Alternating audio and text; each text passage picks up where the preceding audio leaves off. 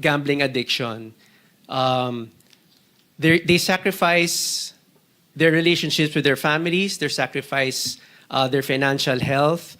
Kumbaga, the simplest way to define addiction is hindi na nila nagagampanan ang mga tungkulin nila sa pamilya nila, hindi na nila nagagampanan ang tungkulin nila sa trabaho nila, and pag hindi pa sila kumita after sacrificing their work and family relationships, they fall into deep anxiety and deep depression and hopelessness. And I'm mentioning this, Mr. Chair, Senator Migz, because you mentioned the increasing suicide-related incidents related to gambling addiction. And it's a reality because they're so enamored by the possibility of easy money.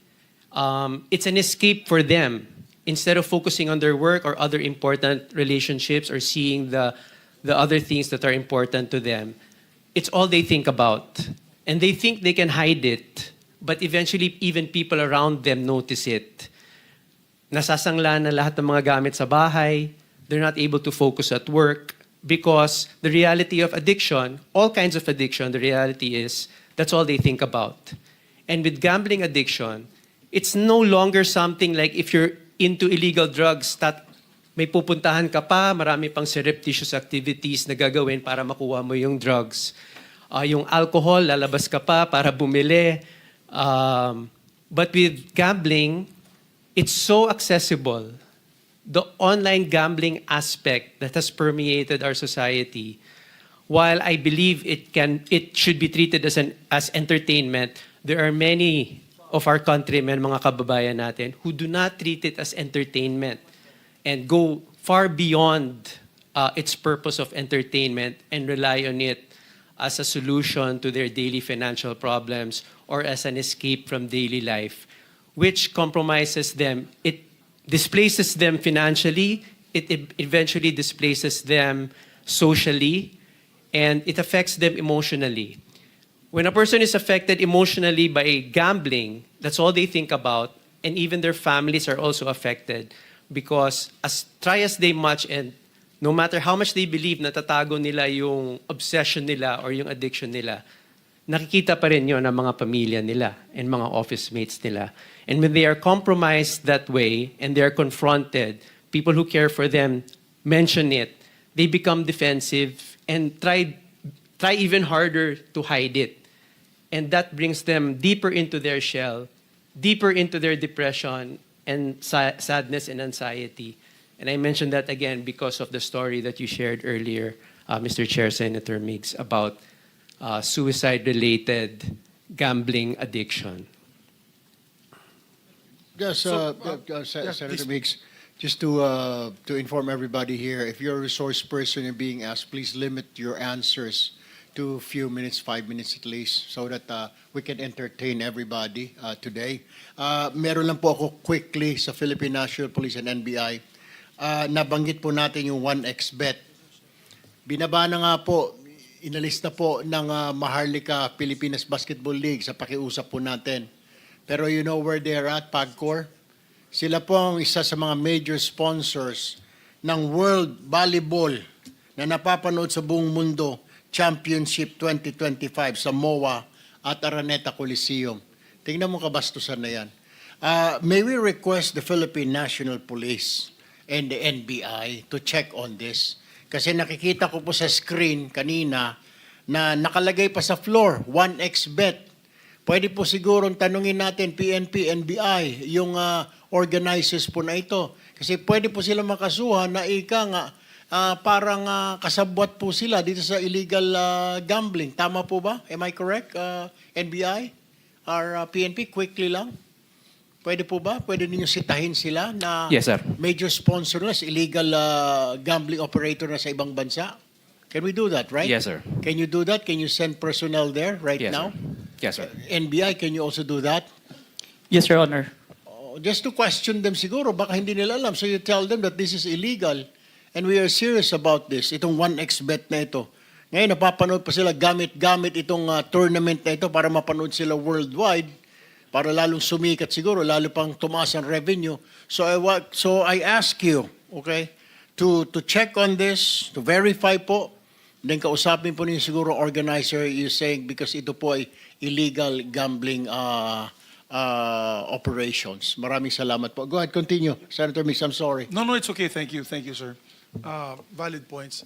Now, I'd like to direct to my questioning to the PNP. Kasi nung last hearing, tinanong ko po sa kanila yan, meron ba tayong data, General Yang, dun sa number of suicides maybe in the last year or in the last 6 months? Kasi suicide is treated, it's a death, right? It's always treated with suspicion, either there's foul play or not. So naka-record yan. Kung hindi natural yung cause of death, di ba, record po yan, General. So, in the last few months, meron ba po kayong record sa number of suicides sa buong Pilipinas? Sir, to be honest with you, sir, right now I don't have the data, but for sure, sir, we have from the Directorate for Operations on the number of the suicide incidents in the whole country. So please submit na lang, General, no? Hopefully, if there's another hearing, pwede natin ilabas ito, yung actual number. Kasi nakaka-alarma na eh. Halos araw-araw po kami, may nagre-report sa amin na may mga namamatay nga dahil sa online gambling addiction. And so please submit na lang, General, kung pwede. Yes, Your Honor, Mr. Chair. Thank Going to the online apps, e-wallets, Your Honors, I was told, no, we had a very happy ending in the last hearing. No, it was quite happy and joyous when the central bank said that they were coming up with a circular to prevent the e-wallets from being utilized by online gambling apps. Is the central bank here? I'm sorry, I was not here when it was being introduced. Nandito ba yung central bank? Yes, Mr. Chair. Actually, I'm also here with DG Mert, Deputy Governor Mert. He just stepped away for a few seconds. I'll go with the e-wallets. So the e-wallets, you removed, if I'm not mistaken, you removed the gambling apps in your app. Is that correct? Yes, sir. Can I confirm with Pay Maya as well? It's the same, Mr. Chair. But you did not remove totally the payment system. In other words, if you go into the app, kung pumasok po kayo sa app ng gambling, whatever, DG Plus or whatever platform, nandun pa rin kayo. Is that correct? Yung mga legitimate gaming merchants, Yes, the legitimate, whatever the PAGCOR recognizes. nandun pa rin kami kasi hindi naman kasama dun sa memorandum circular na issue ng So, ibig sabihin, ano lang po yan, parang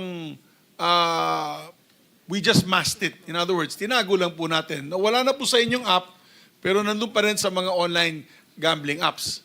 So, parang wala pa rin. In other words, of course, they said that they lost 30% income. Pero malalaman din ng tao yun. Mag-ano na lang tayo ng app. Let's just download the app. Because when we download the app, pwede pa rin tayo magbayad sa PayMaya and GCash. Tama po yun. Am I correct? Pwede pa ho sa... You confirm also PayMaya. I guess you guys Yes, are it is still accessible. It's a duopoly, right? Unless other wallets are there. It's like the cell phone industry. Anyway, so my point being is, nandyan pa rin siya. Now, Mr. Chairman, kailangan talaga natin, kung gusto natin itong mawala, no, itong ganitong klaseng addiction that feeds on our labor force, on our masang Pilipino. As a matter of fact, Bloomberg came out with an article. I just read it today. And the article states that our country is taxing the poor through this online gambling addiction. It's not the rich, it's the poor. And I'd like now to ask PayMaya and GCash, because we can subpoena this anyways, how many of your users are actually using it for your platforms for online gambling? Kasi you can tell naman how many users. Not the amounts. You don't have to give me the amount of money, but you can give me the amount of users. May we start with GCash, please? To be honest, Your Honor, we don't have the exact figure with me right now, but we commit to submit it to the committee, Your Honor. Yes, this is for just fact-finding. Together with PayMaya, would you have a number? We can also submit to the committee, Mr. Chairman. Yes, because I know there's a merchant category code for card transactions and pay wallets. The merchant category code for gambling platforms, correct me if I'm wrong, is 7995. merchant code, category code 7995. It identifies it as a gambling merchants. Alam ng e-wallets to, mga platforms yan. So please give us that data, Mr. Chairman. Let's require them to submit that data para malaman natin kung totoo bang sinabi ni Senator Sherwin Gatchalian na 35 million. Was it the last hearing? 30 million or 35 million? 35 million galing daw sa PAGCOR ito, players of online gambling in the Philippines. That is 1 out of 4. So if if a family is 5 members to a family, that's basically 1 of your relatives are on online gambling, wasting their money away, and I do not buy, hindi po ako naniniwala sinasabi ng PAGCOR na kailangan may 97 pesos out of 97% payback yung nagpupusta doon. Kasi wala po pa ako nakikilala na nanalo sa online gambling. At kung nanalo man, napakalit. At natalo pa siya ng 5 times bago siya nanalo ng 1 time, Your Honors. I don't buy that baloney na 97% ang panalo mo dyan. Kasi kung 97%, wala na, close down na yung mga gambling operators na yan. Alam mo, kasama ko yung anak ko, the other weekend, they were playing football. I was with my son in BGC. Napakalaki ng building, one whole building owned by a online gambling operator in BGC. Silang yumayaman, ang taong bayan ay ang kawawa. And if you notice, during our DBCC hearings, bumagsak po ang napakalaking, ang sabi nga ni Secretary Recto, na yung ating ekonomiya, 70% is run through consumer spending. Kasama na dyan online gambling. No manufacturing, no export, no tourism, because we're now lower than Cambodia. We are now the first in the second tier. We used to be the last in the first tier. We're now first in the second tier. Kasama natin yung Laos, Myanmar, at East Timor. So my dear colleagues here, again, that's the question I want to ask every one of you. Is this how we want to be known? We are now tagged as the gambling capital of Asia with the most number of casinos. We are also tagged by Bloomberg as the #1 online gaming in Southeast Asia. Online gaming. Kadiner ko po si Ambassador Constance of Singapore, and she told me they have no online gaming in Singapore. They actually have, Mr. Chairman, for the information of the body, they have an app. It's a software. It's an hunter software for online gaming. Pag may naglalaro, if there's a person who plays online gaming in Singapore, they can trace it and they can shut it down. That's how serious they are. And that is why they're first world. And we are still third world.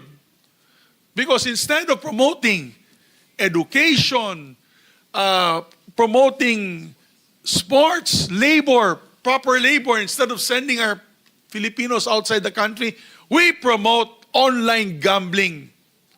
Yan ang gusto natin. Case in point, nandun po kami ng aking head ng Legis. Invited po kami ni Chairman Pato Gregorio of the PSC the other day for a POC, Philippine Olympic Committee and Philippine Sports Commission pulong-pulong. It was a seminar gathering of all the leaders of the sports associations. Nandun po, guest of honor. Guest of honor was Hidelin Diaz. She requested that they show on YouTube her nice short video about her life, on how she succeeded. Paglagay po ng YouTube video, unang-unang nagbulaga sa amin was an online gaming advertising. That's so much so that the chairman of the Philippine Sports Commission stood up there and said, hindi amin yan ha, at hindi kay Hidelin yan. Lumabas lang yan sa YouTube. Lumalabas sa YouTube and many other platforms, lumalabas yan. Maawa naman po tayo sa taong bayan. Pati yan, nagulat kami lahat, nagtawanan yung iba. Ako gusto kong umiyak. Kasi imbis na sports ang pinopromote natin, ang pinapakita sa television ay online gaming ad. So you know, Your Honor, it's a decision that we have to make if we're going to highly regulate it or ban it. If we highly regulate it, at the very least, you have to remove all the ads. If we do that for cigarettes, and we do that for e-cigarettes and cigarettes, we must do the same for online gambling. Remove all the ads and remove the platforms once and for all. Once and for all.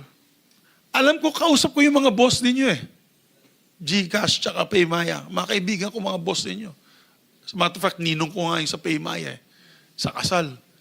Kausap ko sila. Sabi niya, we're just waiting for the law. We need the legal cover for this. But on your own, you can do it. Kausap ko yung mga taga GCash. Matitino yung mga boss ninyo. They're decent people. As a matter of fact, ang sagot nila sa akin, if Paymaya does it, we will do it. Kasi siyempre, ayaw nilang silang gumawa at yung Paymaya ang kumita. It's a business transaction eh. Pero naawa lang talaga ako, Mr. Chairman. Sorry, I'm off my time. Pero I just don't want to lose my train of thought. You can do it if you want to. But it has to be, I know that you need legal backup. The Bangko Sentral of the Philippines can do it. The DICT can do it, especially for the illegal gambling platforms. Yung Pagcor, wala na akong pag-asa. I'm sorry wala si Altenco dito, is a good friend of mine. Pero wala na akong pag-asa sa inyo. Kasi kami noon, sinisigaw namin, ban Pogo. You did not want. Ang sabi nyo, magkakandang income namin sa legal Pogo. Buti na lang si President Marcos ban Pogo. Doon sa ibang gambling platforms, yung e-sabong, I know it's not under the purview of the Pagcor, but the e-sabong was had to be stopped by a presidential order also of then President Duterte. So, hindi na ako maasa sa Pagcor with due respect to Pagcor. Kasi, pati nga yung inyong, yung inyong labor organization, the Pagcor Employees Association, ayaw din sa online gambling. Siguro natamaan din sila sa online gambling amongst the ranks of Pagcor. Because we have the letters supported by your employees unions na ayaw din nila sa online gambling. So, I'm going to go another round, Mr. Chairman, because I'm going to ask on the online lending apps. Because these are nothing but loan sharks. There are legal apps that are good, but the rest are loan sharks. So, Mr. Chairman, I just like to leave that question in the minds of our people here, our resource persons. Is that how you want to be remembered? Na dahil tumaya ako sa GCash, hindi ako makabayad sa aking mga magulang, ako'y nagpakamatay. Nagbayad po akong Paymaya, naubos yung Paymaya ko. Hiwalay na kami sa asawa ko. Is that how we want to be remembered? And Pagcor and all the other government regulatory agencies, when will it be too late for us to do something about it? Maraming salamat, Chairman. I'll just go on the second round.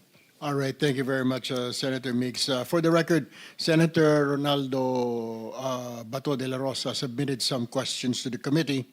We will ask all concerned agencies to submit their answers in writing. Bibigyan po namin kayo ng kopya ng kanya pong mga questionnaires. Anyway, we move now to the e-wallets. Meron po ba kayong presentation, GCash and Payma? You have a presentation to make? On the part of GCash, Your Honor, we have no presentation, but we want to state that GCash is a fully compliant company with OPS registration. We only onboard and support legitimate business entities. We have a zero tolerance for illegal activities, and accordingly, we employ a robust KYC and KYM protocol, Your Honor. Thank you. What about Paymaya? Good morning, Mr. Chair, members of the committee. We welcome the committee's invitation to address the concerns around online gambling. To stress, we are a BSP-supervised financial institution that provides digital payment services to enterprises and consumers. We are engaged in digital payments, which is a highly regulated industry, Mr. Chair. We have customer due diligence processes for onboarding all of our clients across consumer and enterprise segments. We also have a due diligence process called the Know Your Customer KYC policy. And under this, only upgraded account holders can enjoy the complete services, such as sending money, withdrawal of funds, and higher transaction limits. Lastly, we want to stress that we enforce strict compliance with the laws, policies, regulations governing the company, and at the same time, we continue to advocate for customers and partners the responsible use of our platform and services. Rest assured that Maya has complied and will continue to comply with all government directives related to this matter. Thank you very much, Mr. Chair. Thank you. Sa e-wallets po natin, may mga questions po si Senator Ontiveros and Senator Migz. Pero yung isa lang po yung question ko, yung concern ko po eh. Kasi even the illegal online sites are using your company. Can we prevent this? Is there a tool? Kasi lugi na nga po, marami na nalulung susugal, lugi pa po ang PAGCOR dahil hindi po sila nagbabayad sa PAGCOR. So, mayroon po ba, pinag-aaralan nyo na ba at this point how to distinguish yung legal or illegal? Kasi yun po nagiging problema natin. Kaya ang lakas-lakas na loob nitong 1xBet na ito. Pati yung online sabong pala, illegal pala yun. Doon sa Pampanga, illegal pala, nagagamit ito yung size ninyo. So, meron po bang way or are you studying right now how to control this, to check kung yung pera na galing sa inyo na itataya po nila doon sa mga legit na mga online gaming sites? GCash. Thank you, Mr. Chair. Ang GCash po ay nagpapatuloy i-monitor yung mga transactional behavior ng aming customers or merchants. At pag nag-violate sila ng aming risk protocols, sinususpendi po namin. As I've said, zero tolerance po ang GCash for illegal activities, Your Honor. All right. What about you, Mr. Rada? Mr. Chair, we stress that we only partner with PAGCOR licensed gambling operators, and we take our security very seriously. And when we see that our logo, our brand is being used by these illegal sites, we proactively take action. As a matter of fact, in 2024, our security team was able to take down more than 200 of these online sites and online platform accounts in coordination with the lawful authorities. And we are also very much in coordination with the CICC and the PNP ACG to make sure that all of these sites are not using our logo and our facilities illegally. Mr. Chairman, one question to our e-wallets. You know, when an e-wallet is applied, there's basic information that is given, age, etc., etc. So, para to prevent students, people below 21 years old from entering this or using your sites or using your e-wallets for payments, because I know there are kids, students that have e-wallets, Paymaya or GCash. Dapat automatic siguro yan. Pag ginamit nila sa bayad, is it automatic already? You have this mechanism that do not allow them to play in these online gaming sites? Maybe we get at least an official answer from both. Yes, sir. Yung GCash po, hindi pinahintulutan yung mga minors natin mag-top up sa gaming wallets. In fact, yung from the ages 7 to 17, hindi po nila nakikita yung gaming icon noon nung hindi pa dinidilink po yung link sa mga gaming sites. For ages between 18 and 20, may gaming icon kaya lang hindi sila pinapayagang mag-top up doon sa gaming wallets nila. So, di ba? Yes, sir. 21 and above. So that should be followed by both e-wallets. Opo, yun po ang aming sinusunod. Pag 21 and over, pwede ho kayong mag-top up sa gaming wallet po. Pero so meron na kayong mekanismo both Paymaya and GCash na pag 17 years old or 18 years old or even 19 years old, hindi dapat sila makabayad na kanilang e-wallet in whatever form or whatever group of online gambling. Opo, meron po kami. Can I confirm also for the record with Paymaya? That is correct, Mr. Chair. As part of our due diligence process, we have a KYC mechanism that weeds out ineligible account holders.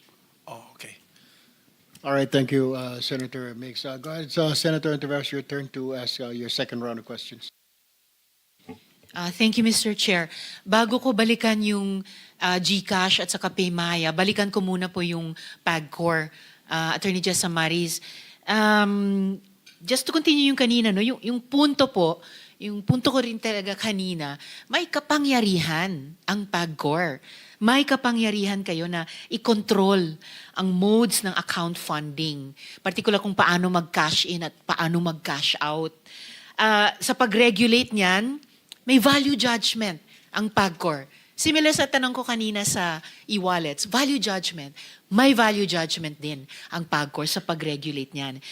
Kaya ninyong ipagbawal ang paggamit ng e-wallets na mas kalat ang gamit sa karaniwang tao. Yung e-wallets na apektado, yung karaniwang tao na apektado sa pinsala ng online gambling.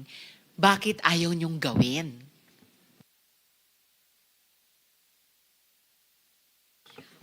So ma'am, kagaya po ng nasabi ko kanina, sa ngayon po, ito po yung mga platforms na, kasi po, ayon po sa rules and regulations po ng PAGCOR ngayon, pinapayagan po ang mga BSP supervised or BSP regulated platforms para po sa cash in and cash out. So yun po yung sinusunod po namin ngayon. So with regard po to your recommendation, pag-aaralan po namin ito, pero po, sa tanong nyo po kung bakit po pinapayagan pa natin ito, because we are still subscribing to the view na ito po, kasama po itong mga payment platforms na to sa mga BSP supervised and regulated entities na regulated entities po. Well, ang punto ko lang dyan, Attorney Jessa Maris, nakapagkilos ang PAGCOR proactively in the past, no? Vis-a-vis yung paggamit ng credit cards, vis-a-vis yung pagpapamigrate di umano ng mga illegal, papuntang legal, pagpapababa ng fees, percentages of gross gaming revenue. So surely, pwede kayong at dapat, tingin ko lamang Mr. Chair, dapat mas proactive pa kayo dito sa pagpigil ng harms ng online gambling, whether gamit ang e-wallets or iba pang issue dyan. So, speaking of which, Mr. Chair, balikan ko po yung mga e-wallet, so GCash and Paymaya. So, kanina natigil ako dun sa, do you see this as a problem, no? Yung pwedeng magtaya ng hanggang kalahating milyong piso. So, kung sakali, papayag po ba kayo na i-delink na din kayo o ipagbawal mag-cash in, ipagbawal mag-cash out sa mga online gambling apps? Yes, GCash, Mr. Chair. Ma'am, pag mayroon pong regulasyon na ganyan, kami ay may susunod po sa kautusan ng ating gobyerno. Salamat, Mr. Chair. And Paymaya? We will comply with the directives, Mr. Chair, of the BSP on this matter. So if they issue something related to this, we will follow. And if Congress passes a law to this effect? Absolutely, Mr. Chair. Thank you, Mr. Chair. So, backtrack lang ng konti. Kailan po nagsimula? Kailan nagsimula yung paglilink sa app ninyo ng online gambling? Paymaya? To the best of my knowledge, Mr. Chair, this was sometime in 2022. So 3 years ago. And the GCash? More or less, Your Honor, the same, 2022 po. So 2022. At kailan naman po nagsimula na pwedeng gamitin ang apps ninyo para mag-cash in at para mag-cash out sa online gambling? I believe, Mr. Chair, around the same time. So around the same time for Paymaya and then GCash. Around the same time, Your Honor. Okay, so around the same time. So mula sa simula, kompleto na yun. Pwede silang magtaya sa online gambling gamit ang e-wallets nyo. Pwede rin silang mag-cash in, cash out on. Nung magsimula, so 2022, na-link ang GCash at Paymaya sa e-sugal, magkanong kinita? Mula nung 2022, magkanong kinita nyo sa online gambling? Isama na po natin yung placement fees sa app, pati na po transfer fees. Yes, GCash. To be honest, Your Honor, we don't have the exact figure right now, but we commit to submit it to the committee, Your Honor. Thank you. Would it be in the tens of billions of pesos? I am not sure, Your Honor. And Paymaya? The same, Mr. Chair, we can submit to the committee. We don't have the figures with us at the moment. Would it be in the magnitude of tens of billions of pesos? I would not know, Mr. Chair.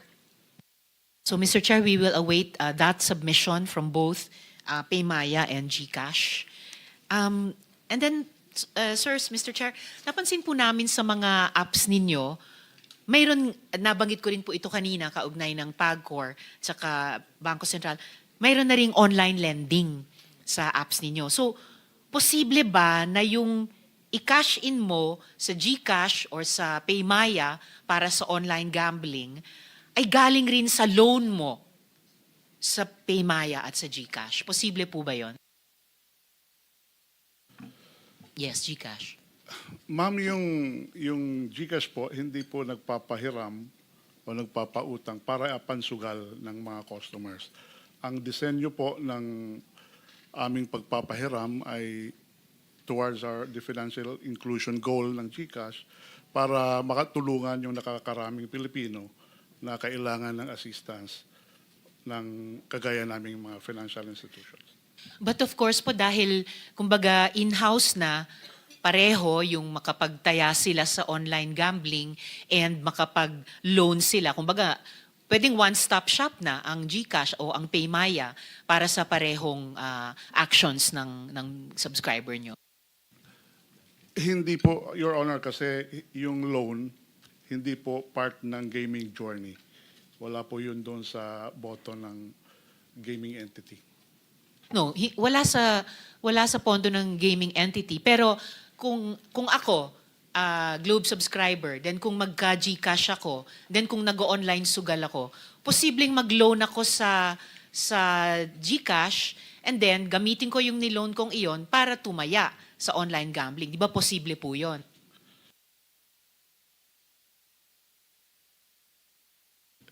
Yung produkto po namin, yung G-Save, G-Credit at saka G-Gives, hindi po eligible yan for top-up transactions. Yung G-Loan naman ay diretso pumupunta sa wallet ng aming customers. And hindi po yan kaagad-agad na nabibigay o na-aprobahan yung application for G-Loan kasi may mga eligibility requirements po. Yes, sir. But kapag nag-G-loan ako, syempre makokommingle na yan sa pera na I have on hand bilang nag-G-loan. And then kahit nag-accumulate ako ng small loans every day, kasi alam ko sa susunod na linggo, susugal ako. So it is in the realm of the possible, di po ba? Ang niloan sa G-loan ay pwedeng itaya sa online sugal. Posible po yan. Yes, that's all I was nasa asking. control po ng Posible customer namin yan. Kaya lang yung disenyo po namin ay makatulong sa nakakaraming Pilipino. Yes, nasa control ng individual who must be aided by government and the private sector makaiwas dun sa harms ng online gambling. Sa Maya po, posible din po ba yon? Ang i-loan nila sa inyo ay maitaya din po nila sa online gambling? Mr. Chair, as a principle, we would not allow use of loan proceeds for online gambling, and to stress that online lending on our side is highly regulated by the BSP. Furthermore, we use strict data-driven underwriting processes to ensure that only those who have a credit-worthy standing can indeed take out a loan. And if in a scenario wherein they were able to take out a loan and they used these proceeds for abusive activities, we have a mechanism also to detect that this is being used for that purpose, and they will not be either they're fully prohibited from taking out any further loans, or their credit standing is severely curtailed to prevent them from using it in the future. And you have these safeguards dahil posible nga nang i-loan sa Maya ay itaya nung parehong individual na yon sa online gambling. To protect the consumer, ma'am, from possible abuse of loans. Because that abuse of their loans is possible. It's correct, Madam Chair. So kasi nga ang dinadrive kong point po ay kung walang controls, not just from government but from the e-wallets yourselves, hindi ba nalulubog lang nga sa utang ang mga users nyo kung ganito? Hindi lang nalululong sa online gambling, pero to feed the gambling addiction or the gambling obsession, pati sa utang ay nalulubog. Hindi po ba? Posible po yun, hindi po ba? Yes, that is the behavior, precisely behavior, Mr. Chair, that we want to prevent, Mr. Chair. And we too, Mr. Chair, Paymaya. And GCash? Tama po yun. Yun yung abusive behavior ang dapat namin i-flag. Okay, salamat po. Not just flag, I think prevent from the get-go. Kasi may mga capacities pa yung mga platforms ninyo, the same way I'm asking PAGCOR and the same way Bangko Sentral, to prevent the abusive behaviors, having a space at all on your platforms, whether from the individuals or lalo na yung mga online gambling platforms. Now, how many users does your app have now?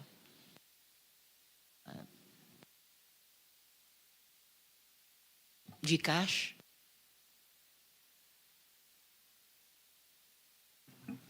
We will verify our records, Your Honor. I don't have the figure right now.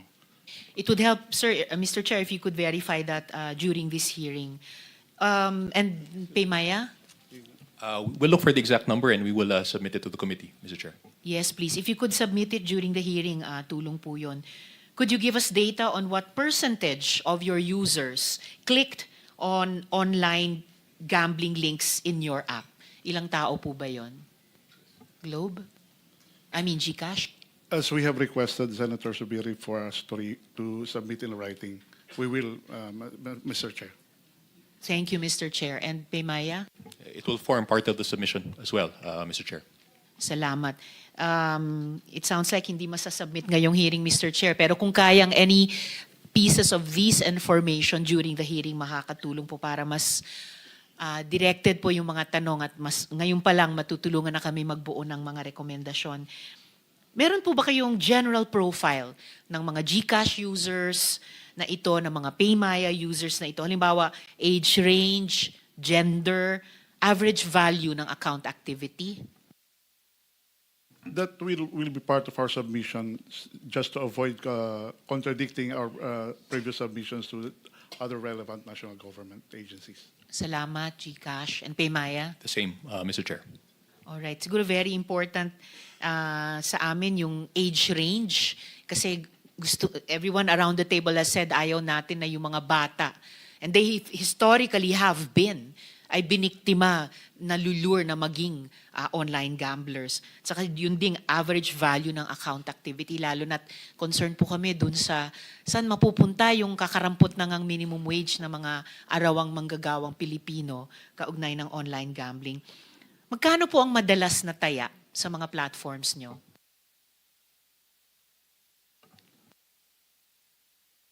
Yes, GCash. We do not have visibility on kung magkano ang itinataya ng mga customers namin na naglalaro doon sa gaming platform. I'm beginning to think, Mr. Chair, na baka kailangan mag-develop ng technology for all the stakeholders na magkakaroon ng mas maraming compliances at accountabilities. Bunga hopefully ng committee report ng aming komite to include the e-wallets having visibility on this. Paymaya? Mr. Chair, to reiterate, again, as a cash-in platform, we have no visibility over how much is used to play online gambling. The only visibility we have is how much is topped up.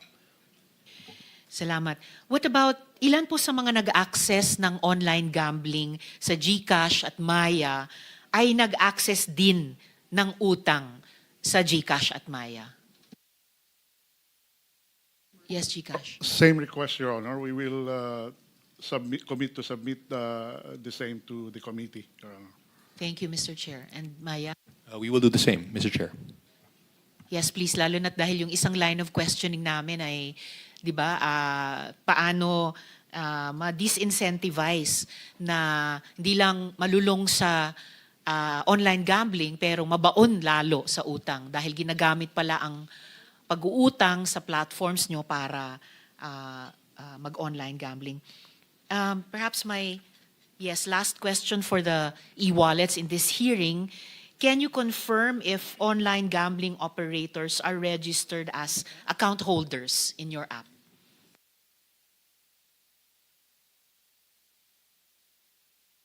Yes, GCash. They have merchant wallets, Your Honor. They have merchant wallets, so they're considered as account holders In that sense, Your Honor. in that sense. Maya? Yes, Mr. Chair, they're classified as merchant accounts for us. Okay, merchant account holders. So they are account holders too. Paano nyo po binivet yung business accounts nila? Kay Maya? Mr. Chair, we vet it with a list of licensed providers given by the PAGCOR, and then we ask them to submit a list of documents that would certify their legitimate business operations in the Philippines, and then from there we establish that relationship as a merchant account with these gambling operators. And On the part of GCash, Your Honor, yung gaming industry kasi being a high-risk industry, ay sumusunod sa increased due diligence or enhanced customer due diligence. Hindi lang po lisensya ang tinitingnan namin, pati mga dokumento that will establish their legal existence, their operational structure, and the ultimate beneficial owner of the entity, Your Honor. Salamat. Oh, the beneficial owner, Mr. Chair, that's a very interesting question. Maybe I'll pursue that in the next hearing of vis-a-vis the gambling platforms. Perhaps last question for this round because I'm down to my last minute. Tinanong na rin ito ni Chair kanina, but you may want to add to this, no? May reports po na kahit illegal online gambling, pwedeng gamitan ng GCash at Maya. Ano pong response nyo dyan, GCash? Just like what I said, GCash has zero tolerance sa illegal activities. So, meron ding pag meron kaming nakita na behavior na hindi sang-ayon sa risk profile ng customer, ay sinususpendiho namin kaagad. And Pay Maya. To reiterate, Mr. Chair, we take security very seriously as well as the abusive use of our logo and brand. So in 2024, as we shared previously, we were able to take down more than 200 of these illegal accounts and sites in coordination with our partners in law enforcement. So we will continue to do so as we see these illegal sites using our logo and brand. Salamat, Mr. Chair, and I look forward na bukod sa pag-take down sa mga so-called illegal sites, mag-cooperate yung mga e-wallets sa at the very least, mas mahigpit na regulation sa online gambling. Maybe in my last few seconds for this round, Mr. Chair, tanungin ko ang Bridges of Hope. Oo, si Mr. Calieja. Kasi you started sharing with us earlier, sir, a very compelling opening statement. So WHO itself, the American Psychological Association, many other experts have also identified gambling disorder as a mental health issue. So sa tingin po ninyo, may sapat na bang appreciation yung ating bansa sa problema ng online gambling bilang public health concern? Na yun po yung diin talaga nung panukala ko, sir, for strict regulation. Thank you, Mr. Chair, Ma'am Risa. In the Philippines, there is no concrete framework for responsible gambling. We hear about it a lot, that it's important that people should treat it responsibly or gamble responsibly. But as far as I know, there is no concrete framework for responsible gambling in the Philippines. There are these short snippets at the end of advertisements or, by the way, gamble responsibly, but there is no concrete framework for it. So just at the outset, napakalaking policy gap and consciousness gap para talagang ma-appreciate natin yung harms ng online gambling addiction sa ating mga kababayan and should lead us paano sila mapoprotektahan at paano matutulungan. So I'll pursue that in my next round, Mr. Chair. Salamat po, Mr. Calieja. Go ahead, Senator Migz. Thank you, Mr. Chair. Mr. Chair, I'd now like to direct my questions to on the issue on online lending apps. I'm thankful that the BSP is here. Is the SEC here as well? Nandito po yung SEC. Wala po si Chairman Francis Lim. Wala po siya. Okay. Medyo serious kasi to, Mr. Chairman, pagdating sa online lending apps. Kasi magkapatid yan yung sugal tsaka yung utang. Di ba po? So, I was actually surprised to find out that online lending apps were under the jurisdiction of the SEC rather than the BSP. Kasi alam ko po, the BSP is very strict. When you come up with financial institutions or lending institutions, napakahigpit ng BSP. I know because I used to be the chairman of the Cooperatives Committee. And as chairman of the Cooperatives Committee, the cooperative banks that were under your also your supervision, talagang umiiyak sila sa dami ng requirements. Pero gusto ko yun. Kasi dahil maraming dating mga cooperative bank na mismanage yung pera, yung ginagamit for whatever purpose na hindi dapat sa guidelines ng BSP. So I'm happy that they're under your supervision para mabantayan. Because yung BSP, if I may say, Mr. President, Mr. Chairman, the BSP is probably one of the best run agencies of government. Talagang yung credibility nyo is beyond reproach. At least yung mga tao dyan ay talagang sa tingin ko top-notch government workers.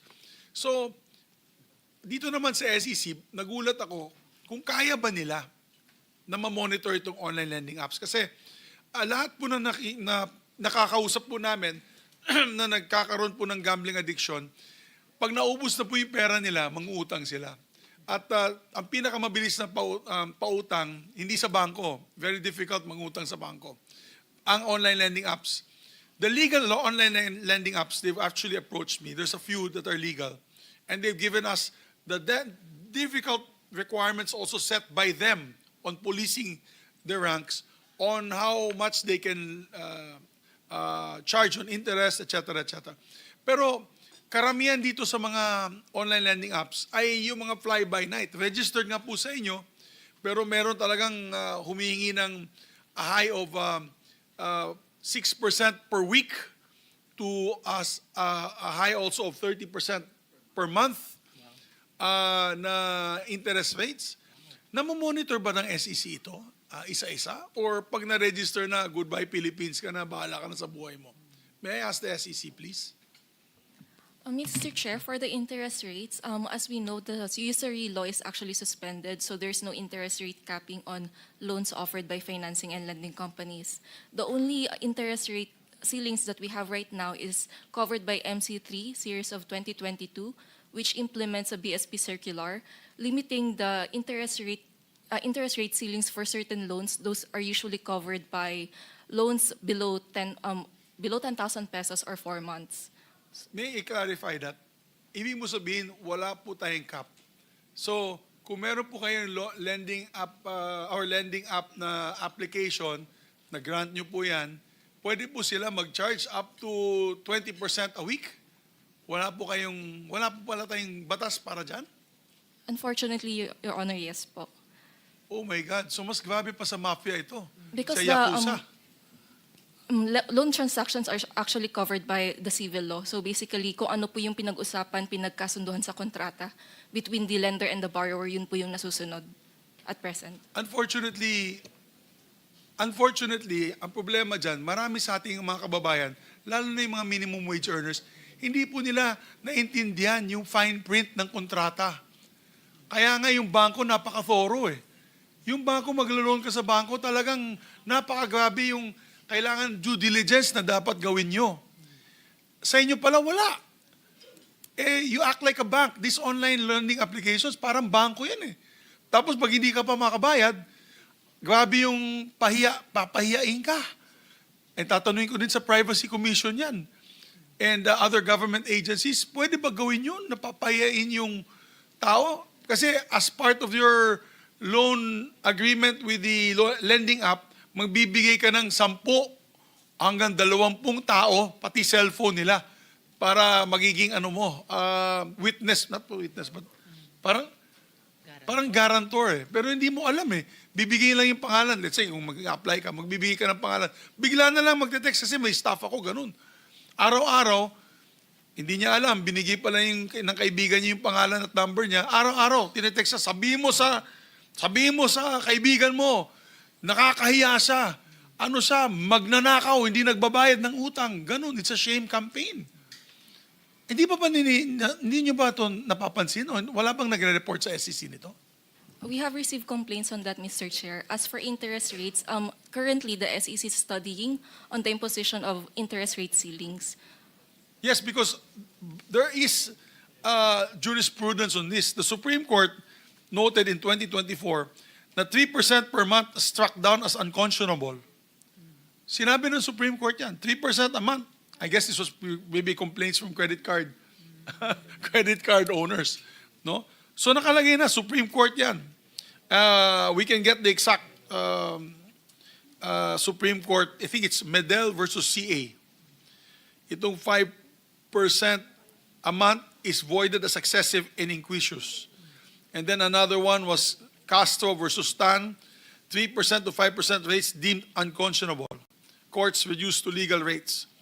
And then another recent 2024 ruling, 3% a month was struck down as conscionable. Kaya ba ninyo yan na SEC na maglagay na po ng cap para dito? We're currently studying it, Mr. Chair. But as for the cases that you've mentioned, as far as I know, for the cases, for the court to actually rule on the unconscionability or on the high interest rates, I think a certain borrower would have to go to the court together with their loan documents and present it to the court. Yes, ma'am, but the SEC is the regulator, di ba? SEC is the regulator, Your Honor, Mr. Chairman. What you're trying to tell me as regulator, wala na po tayong magawa. Parang sa pangurakot, tapo na lang natin yung ballpen, drop the mic, and magnakaw na lang tayong lahat. Wala na tayong magagawa. You guys are the regulator, the SEC. Mr. Chair, we're currently studying it also. Every time you study it, there's a person hanging himself on the roof from the ceiling. Every time you're studying it, the delay every day because of this, ayoko na magmura kasi nagmura na kahapon si Senator Jinggoy, because of this abusive online lending apps. Yung mga legal, okay. Pwede nyo naman mamonitor yung legal.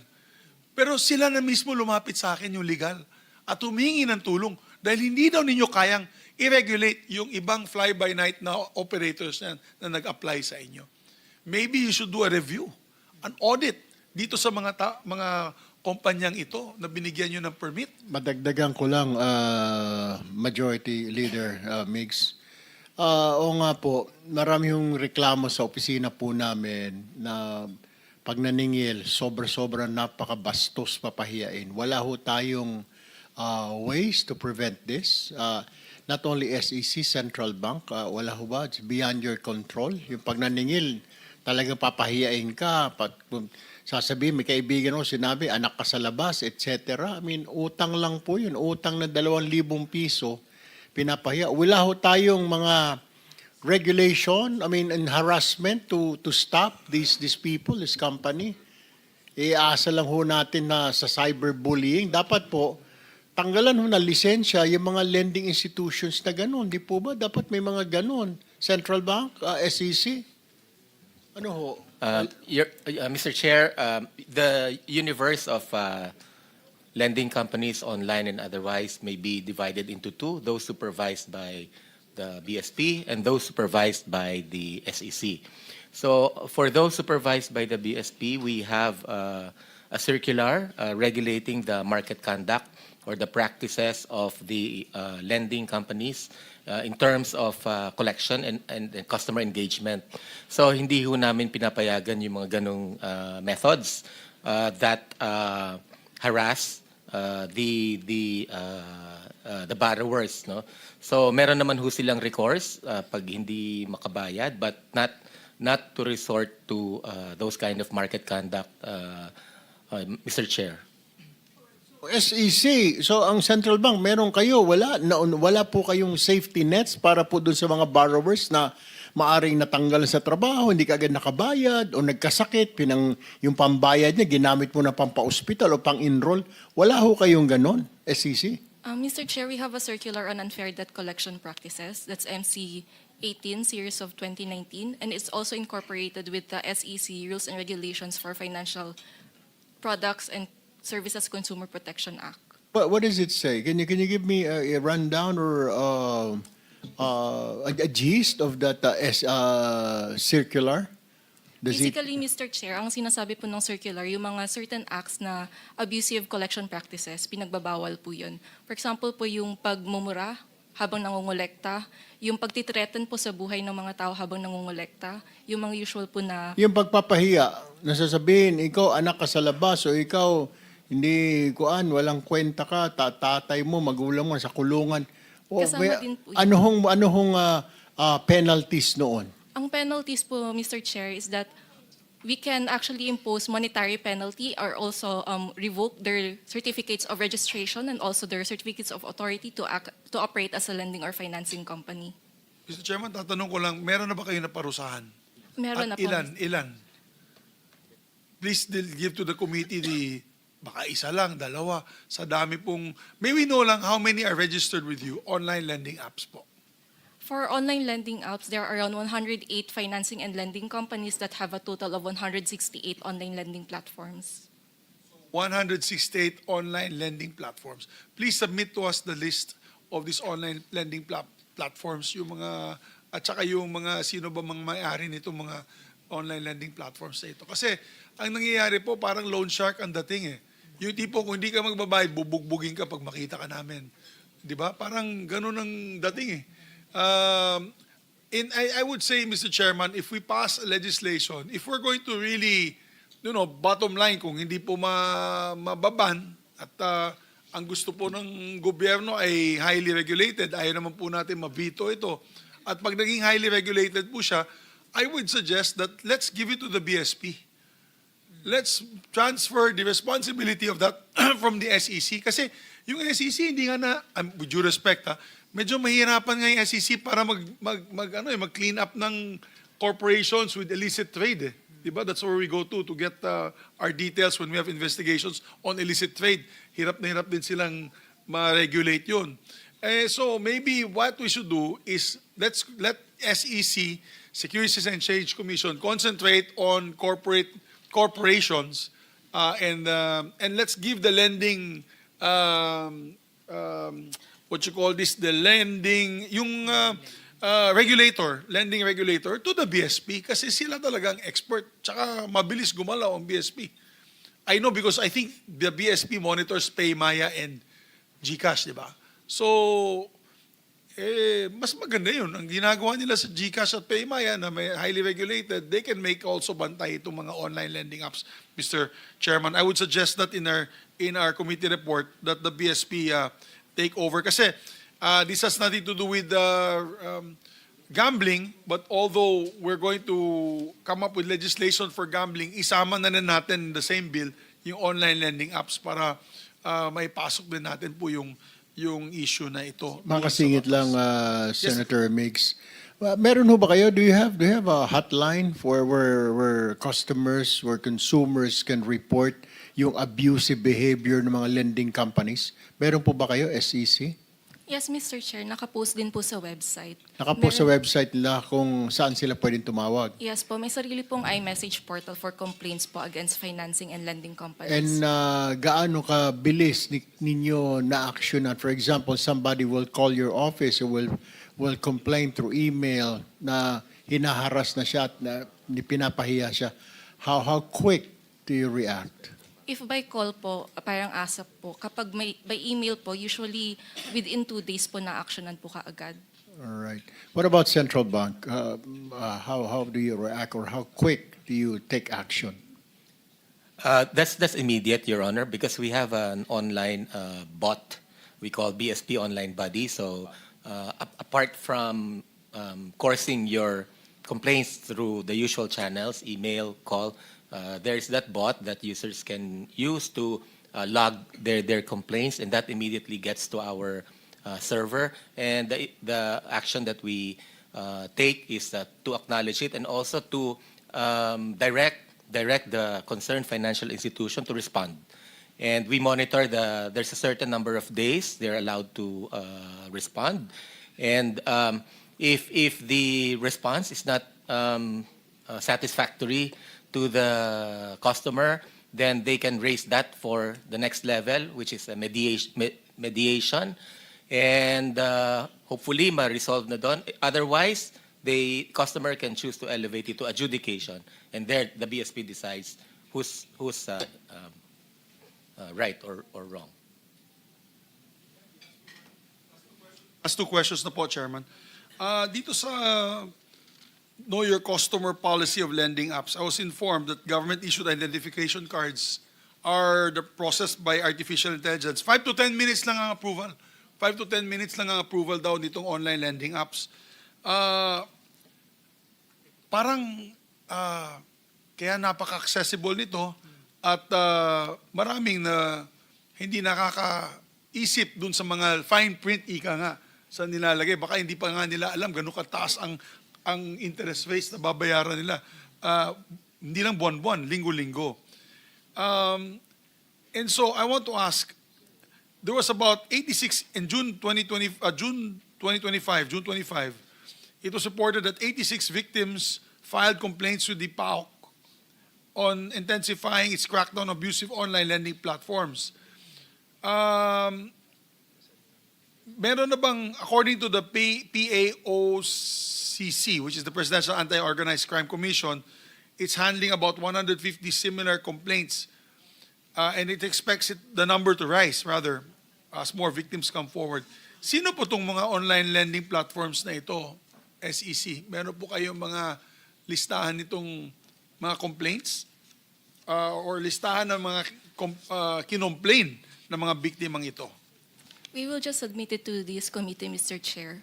Yeah, because are you working with the PA at the PAOK, or hindi nyo alam ito, nalaman nyo lang na yun? We're actually coordinating with the PAOK, but when we take a look at initial evaluation of the complaints, we can see that one borrower will complain about several of financing and lending institutions. So mahirap pong i-reconciliate kung sino po talaga yung nirereklamo nila. So But with these complaints, additional. meron ba kayong tinitake down na online lending platform? May mga na-take down na po kami. Kailangan ko din yung listahan na malaman namin kung ilan, kung epektibo ba yung inyong regulatory, as a regulatory body, kanyang regulation. Please Okay. submit to the committee We will include as that, soon as Mr. Chair. possible. My last question, Mr. Chairman, is that the BSP limits or puts a cap, or not limits, or rather puts a minimum amount of capitalization for banks and financial institutions. For example, yung cooperative bank is between 10 million to 200 million. Yung thrift bank po is minimum capital requirement is 200 million to 2 billion. Kung bumaba yun sa capitalization requirement, they fine, di ba? Heavy penalty, you close the bank. You close the financial institution. Pero apparently, dito po sa lending corporations, minimum paid-in requirement lang, Mr. Chairman, is 1 million pesos. So, does the 1 million peso minimum requirement apply to lending companies? Is that your regulation? Okay lang yung 1 million paid up capital? Actually, Mr. Chair, for the Lending Company Regulation Act, 2007 pa po siya na issue, and for the Financing Company Act, 1998 pa po. So currently, the SEC is studying to revise this special laws governing financing and lending companies. So you agree that we need to update that law? Yes, Mr. Chair. Okay. So it's also high time, Mr. Chairman, that we increase the minimum capital requirement provided under that Republic Act 9474. Matagal na pala, 2007. So yun lang, Mr. Chairman, and I'd like to thank the good chair for taking this up. I hope that they can submit all the details and the data we requested from Paymaya, GCash. I know your heart is in the right place, pero empleyado lang po kayo, di ba? So you're just following orders from the top, but I'm sure it pains you to find out all these things that are happening. Yung nanonood nga si Kulas na yun, kaibigan ko sa Becoming Filipino. And he was telling me nga that it saddens him yung nakikita niya yung jeepney driver habang nagpapasada, natatalo sa kanyang online gambling platform, na kumukuha ng pasada, natatalo, kukuha ng pasada, natatalo. Walang maiuwi sa taong bayan. If you want our country to really grow as a nation, we can't have this, for me, this illicit activity of gambling, this immoral activity of gambling prevail as our number one resource for funding for our nation. Talagang it cannot be. I think. Thank you, Mr. Chairman. Maraming salamat. Majority Leader, I think that was already addressed yung problema ni Mr. Colas na nakita niya yung driver because dati ay hindi mo na kailangan ng data because of these e-wallets. Pero nung inalis po sa e-wallets yan, what I have heard and I found out, medyo nahihirapan na yung mga kababayan natin na magsugal without data. So karamihan sa kanila, hindi nakakapagsugal na. Okay. So, what do you mean, Your Honor? Pag prepaid, hindi pwede? But I know, nung inalis na ng e-wallets, tama po ba? Nabawasan na kasi nawala na yung scatter. Yung scatter kasi pinakasikat na sugal noon eh. Alam ko kasi, Chairman, pinacheck ko sa staff ko eh. All they have to do is register sa online app na ng sugal. For Yeah, example, online, yung- so Opo. kailangan mo na ng data. Otherwise, Yung platform. Dati, wala, hindi mo na kailangan. Nasa jeep ka, nasa ilalim ka ng tulay, kahit saan ka. Kahit sa CR, pwede ka mag-scatter. Eh. Opo, pero yung data, I think it's Mr. Chairman eh. Yung prepaid, may data pa rin sila eh. Exactly, mauubos yung kung prepaid yun, mauubos. Opo, pero pag addicted po kayo, Mr. Chairman, ganun talaga. Ang gusto ko sana mangyari, Mr. Chairman, sa final point, is let's remove GCash and PayMaya all together, even in their platforms. Now, ang gusto ko sana, kung mag-highly regulate po tayo, hindi po talagang ayaw po ng gobyerno na iban, ang gawin natin, they have to go to a certain place to purchase, parang PCSO, when you're buying sweepstakes. You go to an area to buy that, and actually, si Sir Altenco mismo nagsabi niyan. He suggested it parang card. And you can use PayMaya and GCash to pay for that. Walang problema. Pero physical na yung buying station para makita nila na hindi pala ito estudyante, hindi pala ito bata. Parang yung mga card dati pang nag-load, di ba? Opo, Play opo. card. Parang ganun siguro. Kakaskasin mo. Yes. Na 1,000, 500. Yes. Opo. Tama. Sana ganun po ang mangyari. At hindi na po muna, dapat matanggal na po yan sa gambling apps itong e-wallets. Maraming salamat, Mr. Chairman. Thank you very much, Senator Migz. I just want to remind everybody that this session hall will be used at around 3 o'clock. So we'll wind down at around 2 p.m. this afternoon. So that's about an hour and a half. So we'll just be quick. Next to social media po tayo. Meron po bang presentation ng Meta, TikTok, Google? Because of the fact, lumipat na po sila lahat doon ngayon sa inyo, yung mga sugal-sugal na ito, at yung mga advertisements na naiinganyo po yung mga tao. So, unahin po natin ang Meta. Do you have any presentation? What have you done? I mean, of course, I'm sure merong tayong social responsibility. Meta, may mga pasabi-sabi pa kayo ng mga bulletin na violation ng bulletin board ninyo. So, no representation from Meta? Committee Secretary, was Meta invited? But they sent a regret letter. They will what? They sent a regret letter. Oh, but what they was- are supportive of the bills. They have an email.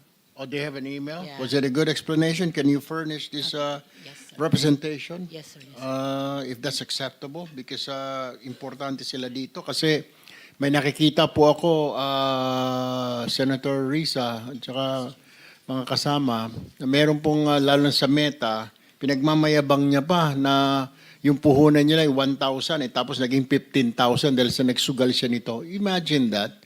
Parang binubuyo mo yung taong bayan. So, I don't know. I guess we need to have that person. I don't know how will we do this. Committee Secretary.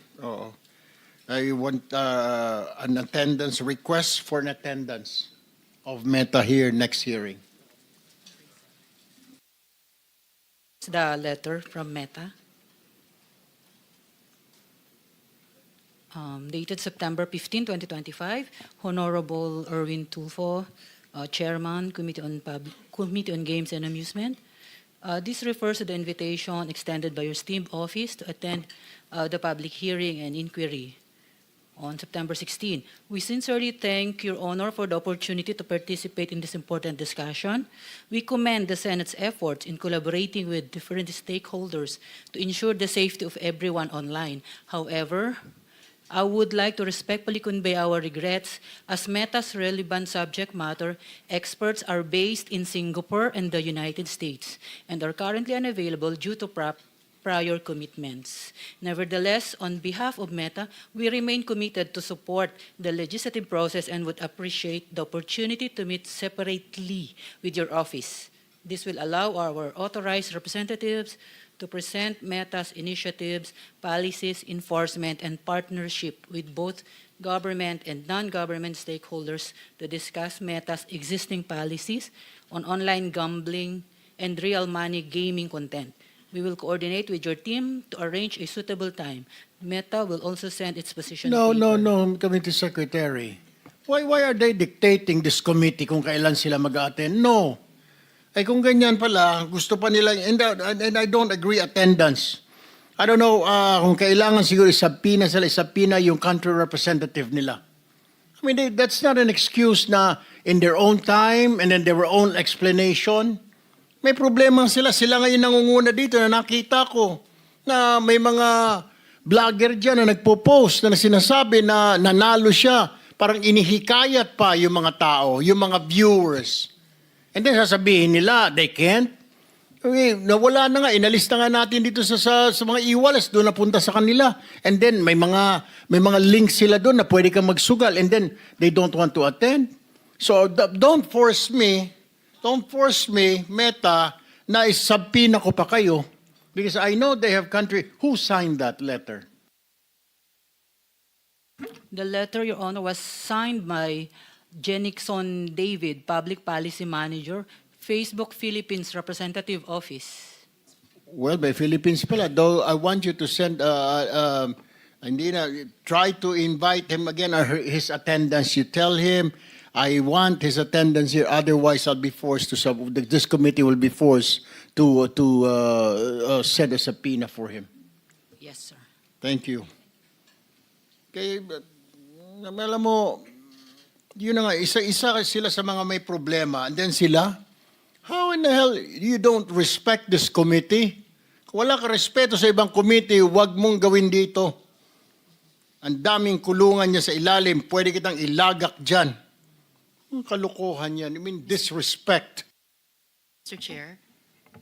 Go ahead. Suggestion, Mr. Chair, dun sa sulat ng chair sa Meta Philippines office, the chair may wish to consider issuing them a show cause order why they should not be subpoenaed. Tama, Madam Chair. That's Salamat, what we're Mr. going to do. Exactly. To issue a show cause order why they should not be subpoenaed for not attending and for not complying with our request to attend. This is a hearing.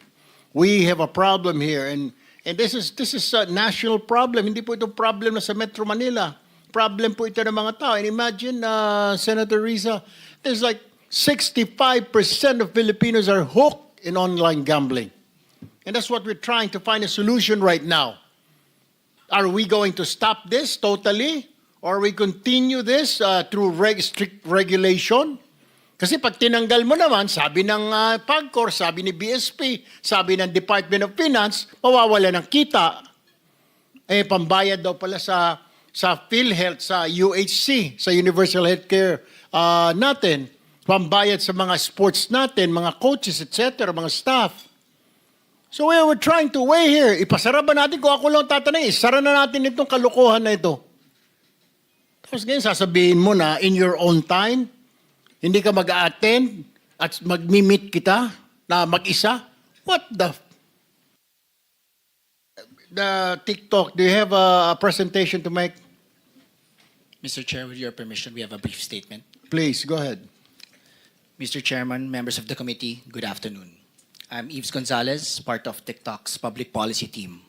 We are thankful for this opportunity to participate in this hearing and submit our position paper regarding the gambling-related bills and resolutions being tackled by this committee. TikTok is committed to keeping our Filipino community safe, and we always seek to comply with Philippine laws and regulations. to ensure a secure and positive environment for users, creators, and advertisers. TikTok's policies on real money gambling ads follow strict compliance with local laws and regulations. In fact, our policies provide stricter rules in certain areas.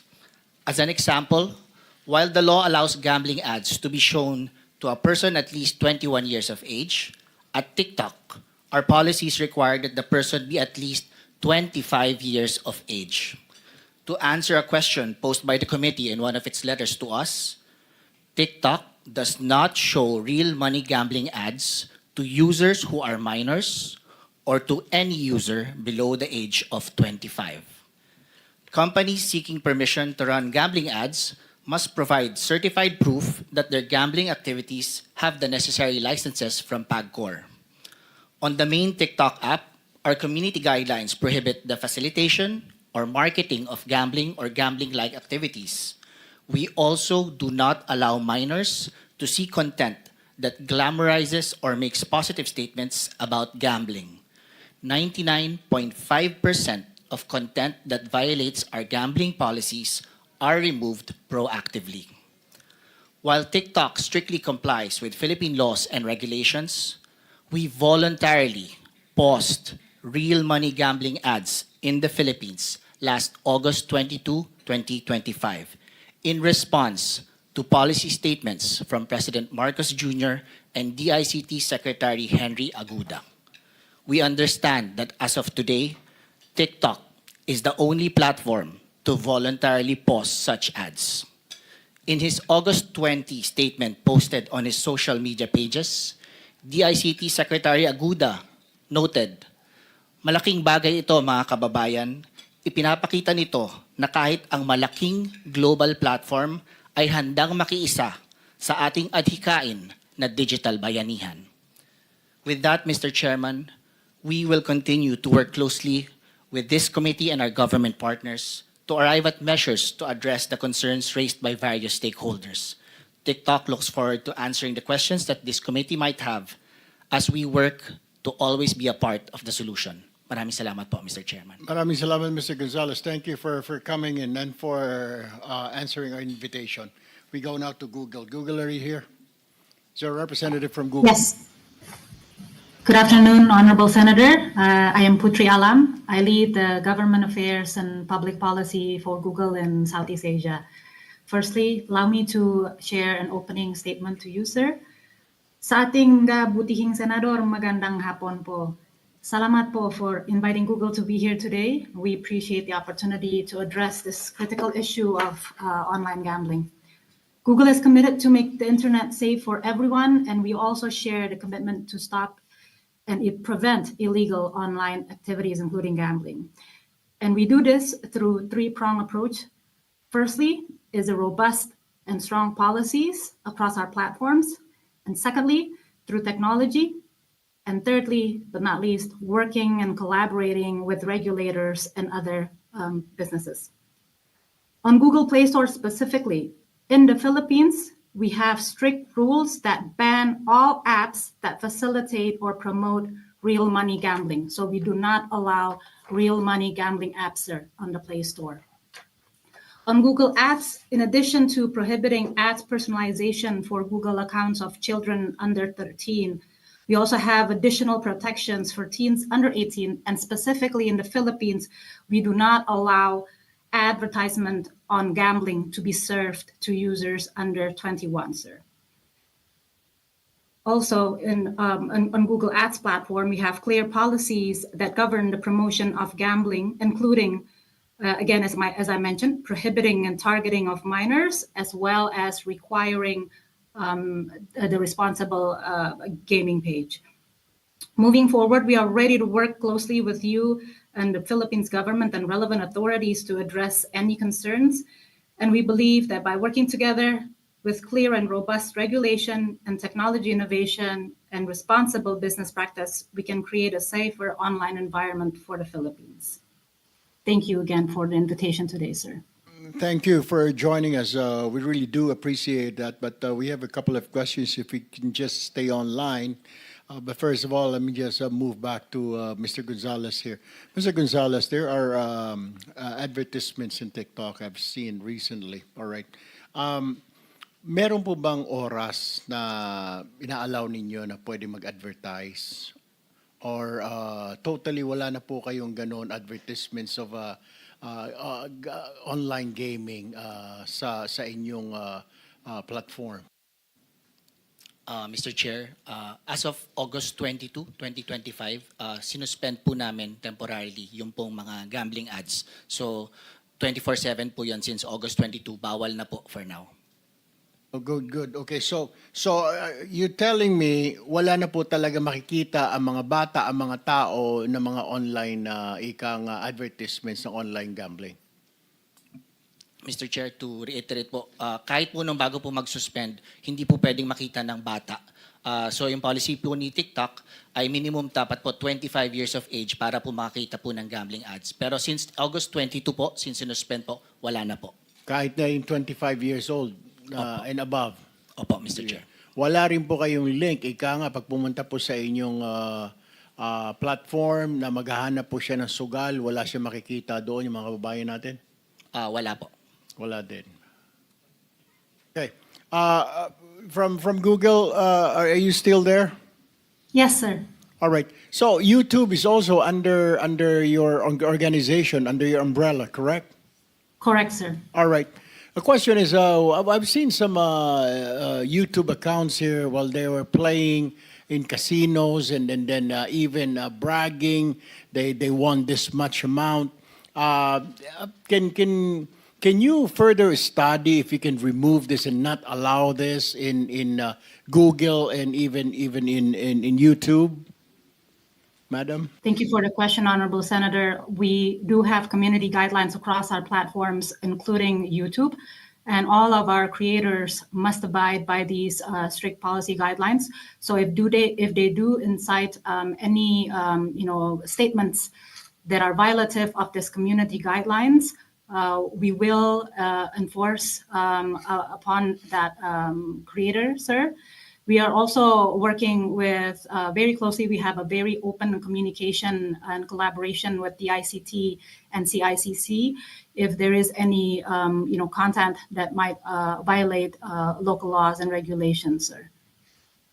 All right. Another point I want to raise: have you already removed? Because back then, I think a few months ago, you go to YouTube and then you want to play games, online games or gambling. You can do so. Have you already checked on that or corrected that, Madam? Apologies, sir. I'm not familiar with the case or the particular event that you were referring to. Allow me to get back to you on this.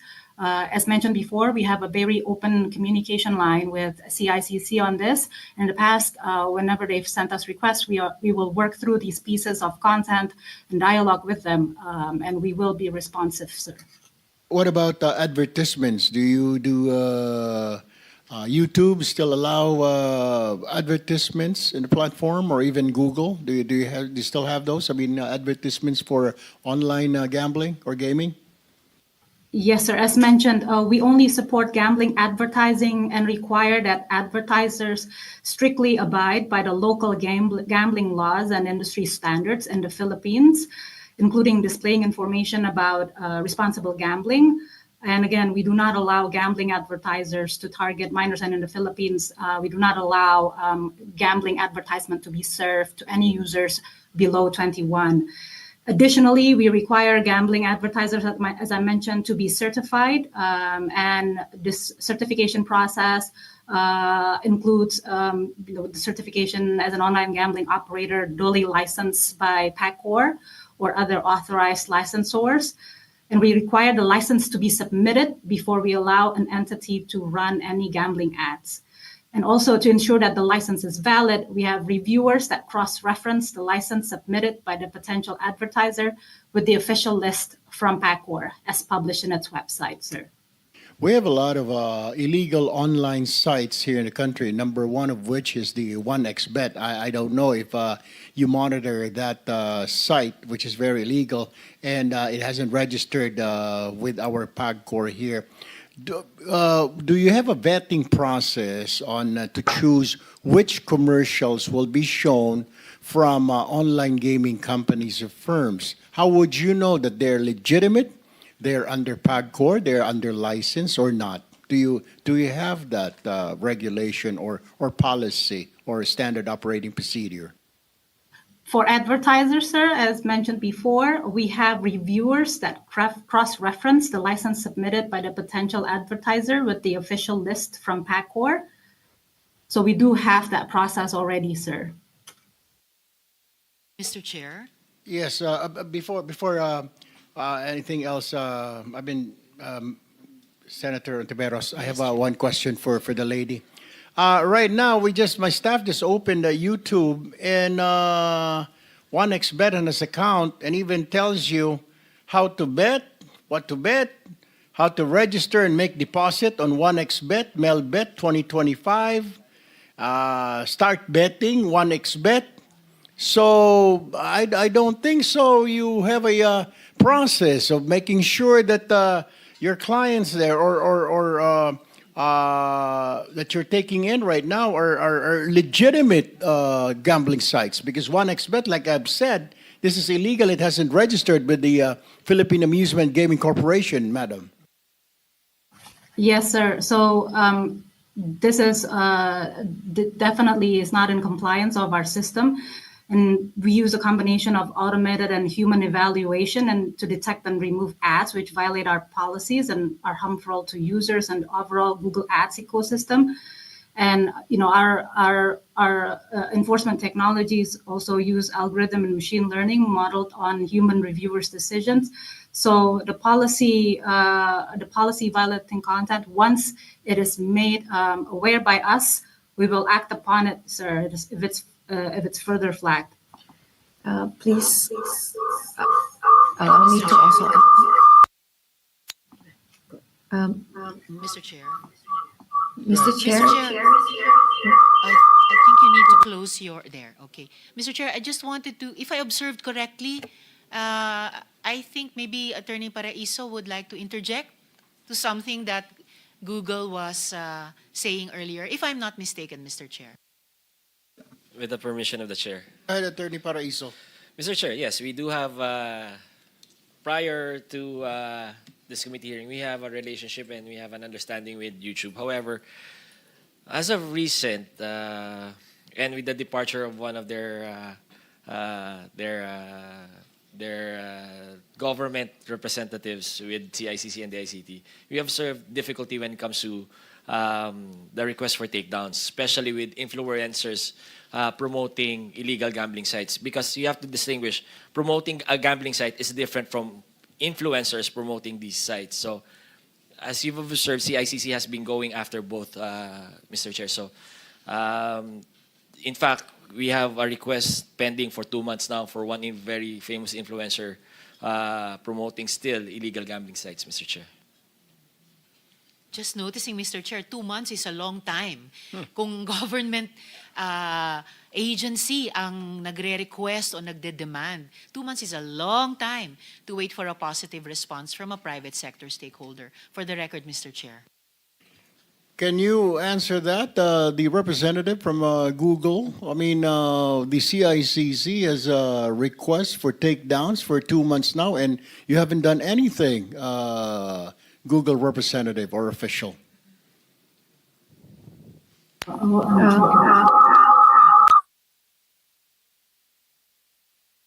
Mr. Chair. Can you identify yourself first, madam? Hello. Can you identify yourself, please? Mr. Chair, can you hear me okay? Yeah, I can hear you. What is your name and who do you represent? What do you represent?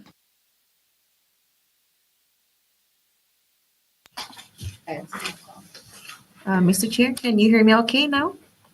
I can hear you. Go ahead. Please state Okay, your name sorry. and what do you represent? Who do you represent?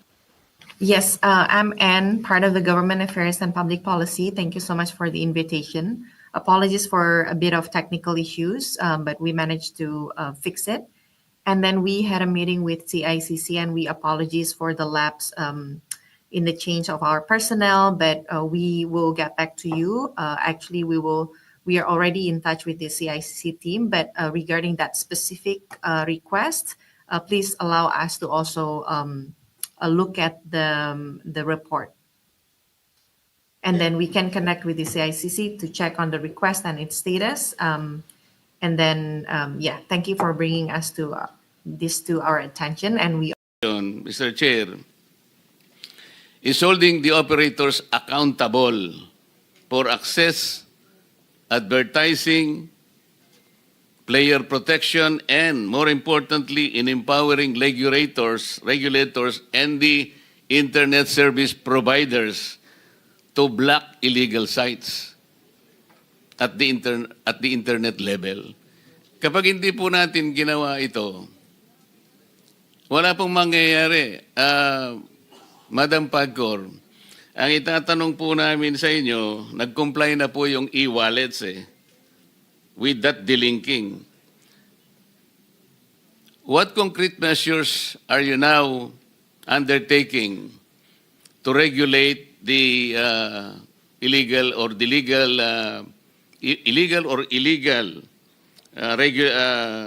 operators at the very source? Ano pong ginagawa ninyo?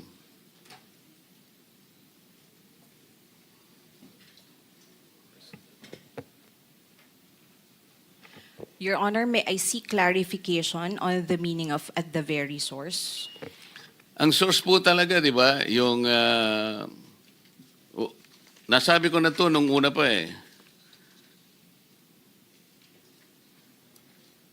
Yung mga websites po, let's say yung Google Play, yung Apple Store. Okay. Mr. Chair, unang-una pong ginawa po namin dyan because as a regulator po ng gambling, hindi po namin ito nasasakupan. Kaya po lumapit po kami sa mga agencies gaya ng Department of Information and Communications Technology, the Cybercrime Investigation and Coordinating Council, National Telecommunications Commission para po sa pagbablock nitong mga websites na ito. Kasi po, ang NTC po, ang agency po na merong power over the internet service providers. So kami po ay regular na nakikipag-ugnayan sa kanila at nagbibigay ng listahan ng mga illegal websites as well as legal websites para po epektibo po nilang mablock itong mga illegal websites na po ito na nagpapalaro po or nakikita dito po sa Pilipinas. Salamat naman, Mr. Chair, at inamin po nila na wala silang magagawa kung pinag-uusapan yung source.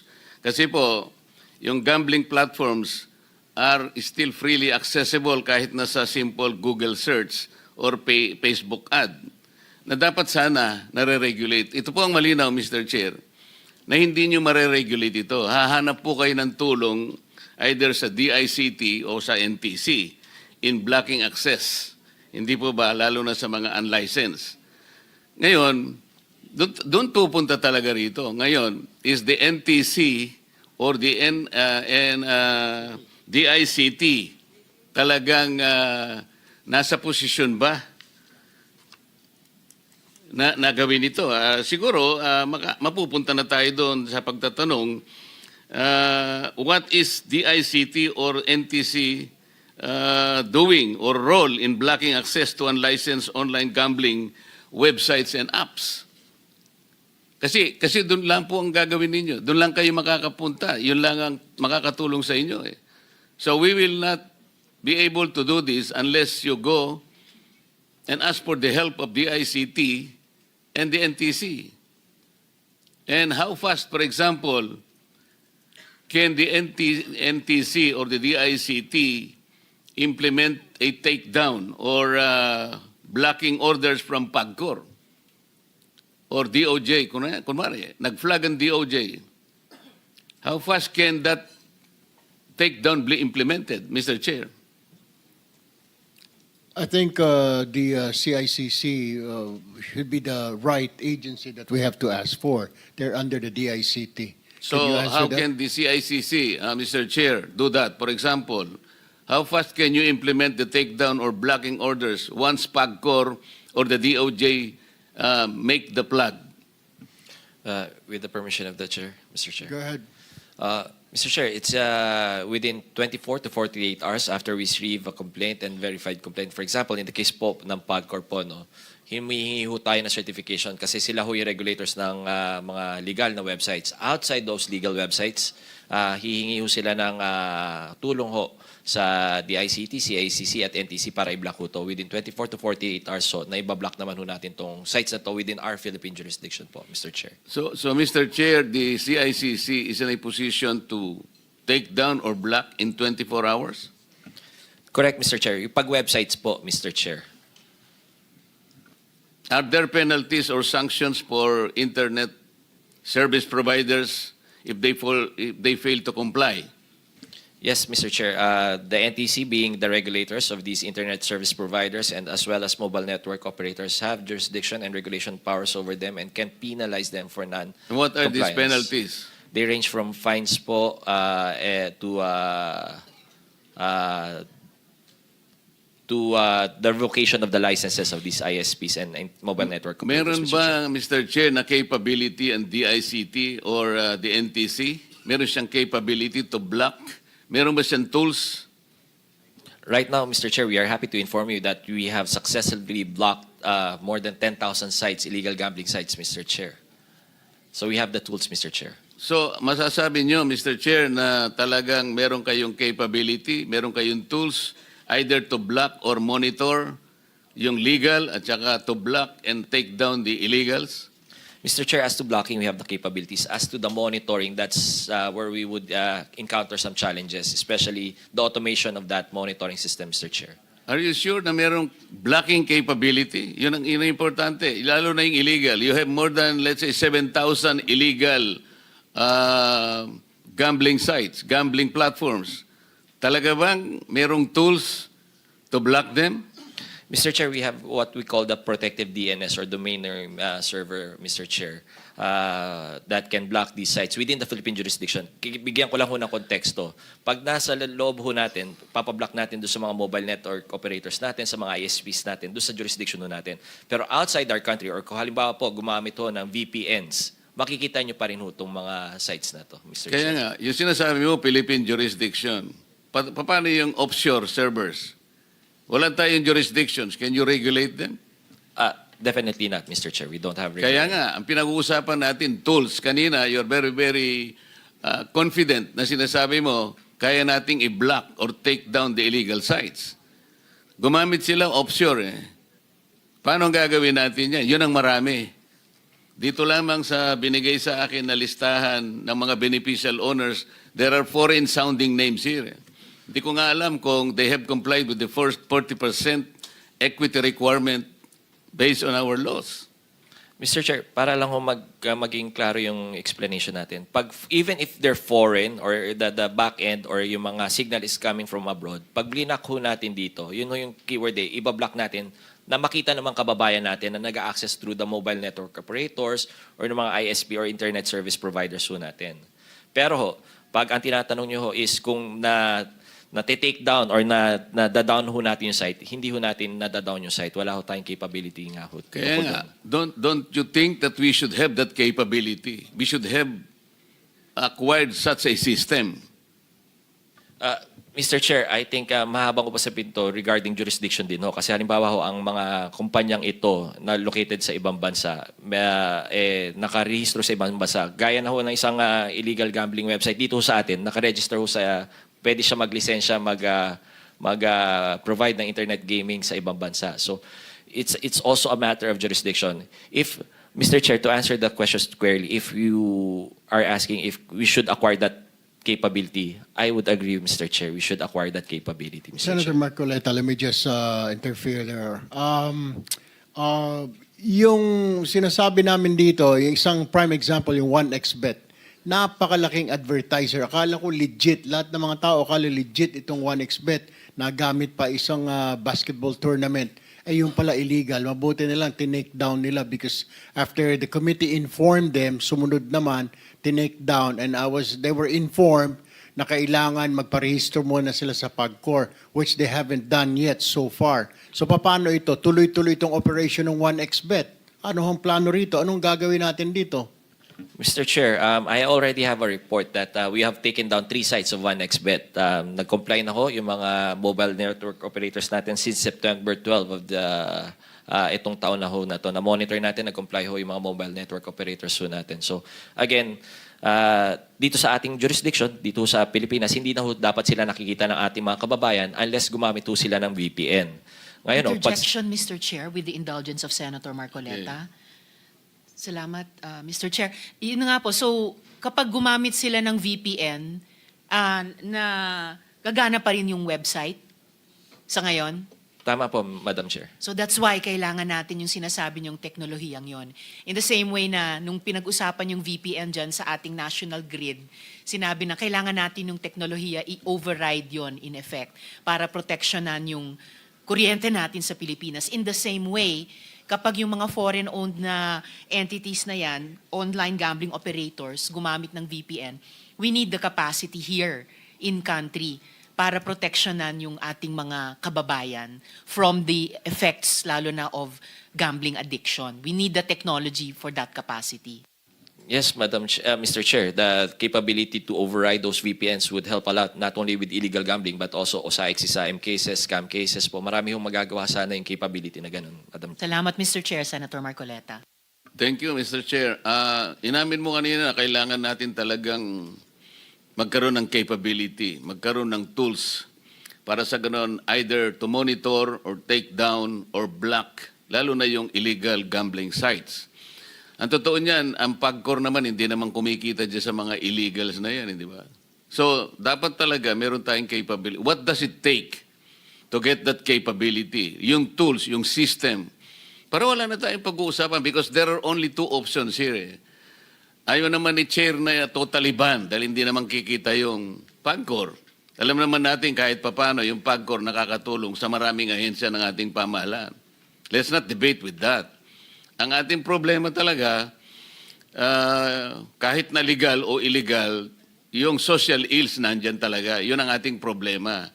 So para wag na kaming magtalo kung ban o regulation, regulation is okay kung nakaka-regulate talaga. That's why ang contention dito, are we in a position to regulate? Kaya nga ang PAGCOR, kaya hinahanap kahit si Senator Risa, hinahanap si Altenco.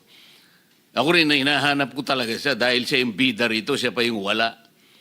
Kumbaga sa prosecution, nasa fiscal tayo, Chair, kompleto tayo eh. Yung biktima nandito, yung mga witnesses nandito, yung akusado ang wala. Kaya sa susunod na pagdinig sana, Mr. Chair, talagang gusto kong makita rito si Mr. Altenco eh. Alam ko, he is now being represented by so many ladies and gentlemen here, pero dapat nandito siya. Ito, kamukha nito, regulation ang ating pinag-uusapan na. I think this is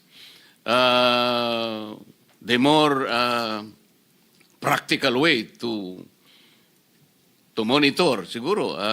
Kasi kung total ban, pare-pareho na tayong mawawalan talaga. Although, tama rin naman yun, Mr. Chair. Senator Marcoleta, let me just correct you on that point. Na, up to now, some members of this committee are still for total banning. Titignan po muna natin ang pros and cons. But, well, yung iba, yung mga nag-file dito for regulation, may mga kasamaan tayo na for regulation, then they're for regulation. Pero ako at si Senator Ontiveros, we're still for total banning. So we're looking for ways. Si Senator Ontiveros, strict regulation dahil nakakatulong ang PAGCOR sa UHC, sa Universal Healthcare. Pero this representation would like to emphasize that I'm still for total banning. Pero may mga kasamahan ho kami dito. So we're still conducting this hearing to see the pros and cons. Diba? Kung total banning, may kita tayong hindi maganda. Kung regulation din, may maganda rin pero may mga hindi maganda. So that's my stand. Go ahead, continue please. Thank you, Senator Mr. Chair. Marcoleta. Ako, ang inclination ko talaga is total ban. Kaya lang, kinukonsider ko rin naman yung strict regulation kung halimbawa mapapanagutan ng PAGCOR, sila yung regulator dito eh. Kaya I am more serious in asking you kung, okay, papayag kami, strict regulation, provided meron tayong capability to regulate. That's why I'm asking you, can we put up a system, a system of regulation na yan ang kailangan naman natin. And how much or what does it take in order for us to get and secure that system? With the permission of the Chair. Mr. Chair, kaya ho, may mga technology providers tayo na magbibigay ho sa atin ng, especially ho, ang importante ho dyan, not only yung blocking, yung monitoring ho talaga ang importante dyan, yung constant monitoring. Bilang ho, halimbawa, yung binanggit ho natin kanina, nag-take down na tayo ng 1xBet, 3 iterations of 1xBet. Nakikita ho natin, may mga kapila na silang ibang mga websites na nakahanda para pumasok ho sa market natin. At hindi naman tumitigil ang CICC at ang NTC. Yun nga lang ho, kailangan constant monitoring. Eto, nakatuto kami sa 1xBet. Paano ho yung mga ibang mga, kailangan ma-automate din ho yun. So if the question is how much po, medyo from, it varies from subscription-based po, 200 million to 300 million on an annual subscription-based po. Pero ho, may mga katulong ho tayo yung sa private sector, katulad ho ng Digital Pinoys na nag-offer ho ng sarili nilang technology para naman tumulong sa atin mag-monitor po, Mr. Chair. Bakit hindi ninyo tignan yung online gambling operators? Sila yung re-regulate eh. Sila ang dapat ma-regulate eh. Bakit hindi sila yung tumulong sa gobyerno para sa ganon, yung monitoring na yan? Total, sila naman dapat i-monitor eh. Bakit sila yung nawawala sa equation? Yan ang punto rito eh. Before you answer that, Attorney Paraiso would like to acknowledge the presence of Senator Zubiri, our majority leader. Go ahead, Attorney Paraiso.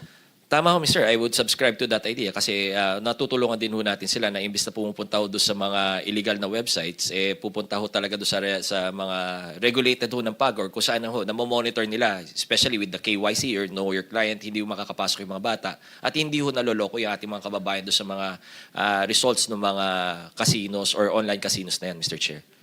Mabuti nagkakaintindihan tayo. Mr. Chair, salamat sa iyo. Thank you, Senator Marcoleta. Senator Risa Ontiveros, it's your turn. Salamat po, Mr. Chair. Attorney Jessa Maris, itanong ko sa inyo yung tanong ko dapat dapat kay Commissioner Tenco. Sabi po ni Commissioner Tenco sa hearing, doon naman po sa House of Representatives, may otoridad ang PAGCOR na i-ban at ipagbawal ang online gambling kung gugustuhin po ninyo. So, kung iuutos ninyo, so yes or no lang po, kung iuutos ng PAGCOR, pwedeng ipagbawal ng PAGCOR ang paggamit ng e-wallets sa online sugal. Yes or no lang po? Yes, Madam Chair. Thank you. Ganito kasi yung ginawa nyo rin halimbawa sa online poker. Ito, hinigpitan ng PAGCOR ang paggamit ng credit cards sa pagtaya. So hinigpitan sa isang pamamagitan ng isang napakakongkretong pamamaraan. Ngayon, pagdating naman dito sa online sugal, pinayagan nyo ang pag-link sa e-wallets gaya ng GCash at Maya. So ayan. Pumayag rin kayong magkaroon ng links ang e-wallets papuntang online gambling platforms. These are all according to your own rules, no, ng PAGCOR. Ang sabi dito, yung pag-link ng e-wallet sa online gambling platforms, ang sabi po, quote, a link feature may be implemented where a prospective player will be redirected to the existing player registration portal of the remote gaming platform to undergo player registration procedure therein, close quote. In effect, at in fact, no, pinayagan nyo rin na magkaroon ng general account ang mga operator ng e-wallets, quote, to ease the processing of accounting, funding, and withdrawal requests, close quote. So, sa madaling salita, yung credit card, nagawa nyo ng pahirapan. Pero yung e-wallets, pinadali ninyo. So sa ngayon, Attorney Jasamaris, kahit inutos na ng BSP na tanggalin ang links ng online sugal sa e-wallets, pwede pa ring mag-cash in at cash out gamit yung mga apps. Paano po nangyari yon? Your Honor, with regard po sa pag-cash in and cash out and also the delinking, we followed po the directive of the BSP kung saan pinagbawal po yung delinking. Since pinag-aaralan pa po ng Bangko Sentral kung ano po yung magiging pinal na regulasyon ng paggamit ng payment platforms para sa mga gambling apps, ganun din po ang ginagawa po namin sa PAGCOR. Sinusunod po muna namin ito habang wala pa pong definitibo na regulasyon sa paggamit po ng payment platforms sa pag-cash in and cash out po sa gambling apps. Yes, Risa, Mr. may Chair. quick question lang ako. Yung GCash nandito po ba? Or Paymaya? Are you here? Quick question lang po. Kaya po ba i-control ninyo ang pagtaya o yung put a limit, kaya sinasabi ni Senator Taveros sa credit card na nalilimitahan na ito lang, so much, 5,000 something. Kaya ba ninyong gawin yan, if ever? If there is a regulation to that effect, we can put a limitation on the top-up aspect. Yes, na Although we do kontrolin ninyo. Na hanggang dito ka lang, hindi ka na pwedeng sumobra dyan, 1,000, 2,000, kaya naman kontrolin yan. Yes, pursuant to existing regulation. That also pay Maya? It's the same, Mr. Chair. We will follow if there is a directive from our regulator. So regulation. Go back to you, Sen. Salamat, Mr. Chair. At napaka-importanting tanong iyon na babalikan ko mamaya pareho sa GCash at saka sa Paymaya. Because sa ngayon, hindi lang po 5,000 ang limit na pwedeng itaya. Plus 2 zeros pa, Mr. Chair. Pwedeng umabot hanggang 6 digits.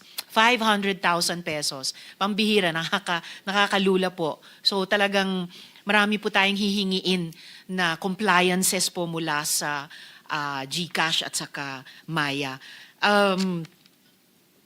Maybe I should quickly just ask this particular question sa GCash at Maya before going back to PAGCOR, Mr. Chair. Kasi on the one hand, tinanggal po ng GCash at ng Maya ang online gambling app sa platforms ninyo. But on the other hand, parang sa PAGCOR nagbigay ng isang kamay pero binawi isang kamay pero binigay isang kamay. Parang ganun din yung nangyayari sa GCash at sa Maya. Kasi on the other hand, nakakadismaya dahil nagagamit pa rin kayo pareho sa pag-deposit at withdraw sa loob mismo ng platforms ng online sugal. And yes, pwede pa rin mag-cash in at cash out gamit ang e-wallets ninyo. At ayon pa sa screenshot na ito nga, pwedeng umabot hanggang 500,000 pesos. 6 digits. Lampas-lampas, Mr. Chair, sa minimum wage sa ngayon. No, sa mga manggagawang Pilipino natin na arawan kumikita. So online banking nga lumampas ka lang, sumobra ka lang ng 50,000 pesos, hindi ka na makakapag-transfer. Pero dito po sa kanila, kalahating milyon. Pwedeng maglabas-masok sa pagsusugal. So GCash and Maya, do you see this as a problem? Yes or no din lang po. Yes, sir. Ma'am, good morning. Good morning, sir, Mr. Chair. Let me proceed from the premise that yung mga legitimate gambling sites ay legitimate gambling merchants.